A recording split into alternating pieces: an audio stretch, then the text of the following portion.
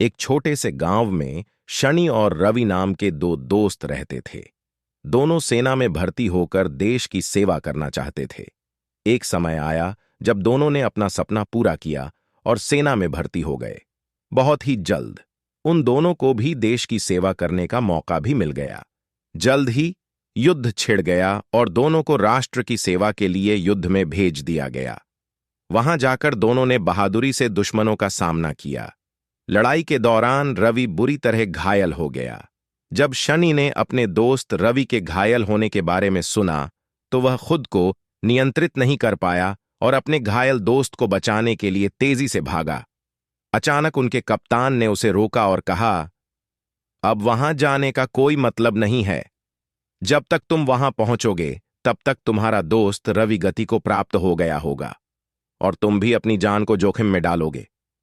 लेकिन वीर अपने कप्तान की बात से बिल्कुल सहमत नहीं था। उसने कप्तान की बात को नजरअंदाज कर दिया और अपने घायल दोस्त को बचाने के लिए आगे पहुंच गया।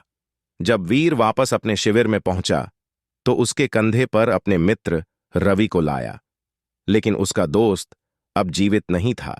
यह देखकर कप्तान ने कहा, मैंने तुमसे कहा था कि वहां जाने का कोई फायदा नहीं है। तुम अपने मित्र को सुरक्षित नहीं ला सके, तुम बेकार ही वहां गए। शनि ने उत्तर दिया, नहीं साहब, मैं उसे लेने के लिए वहां व्यर्थ नहीं गया। जब मैं उसके पास पहुंचा तो वो मुस्कुराया और मेरी तरफ देखा। उसने कहा, मेरे दोस्त, मुझे विश्वास था कि तुम मेरे लिए जरूर आओगे। ये मेरे लिए उसके आखिरी शब्द थे। मैं उसे बचा तो नहीं सका, लेकिन उसे मुझ पर और हमारी दोस्ती पर जो विश्वास था, मैंने उस विश्वास को बचा लिया। कहानी से सीख। दोस्ती की नींव विश्वास पर टिकी है।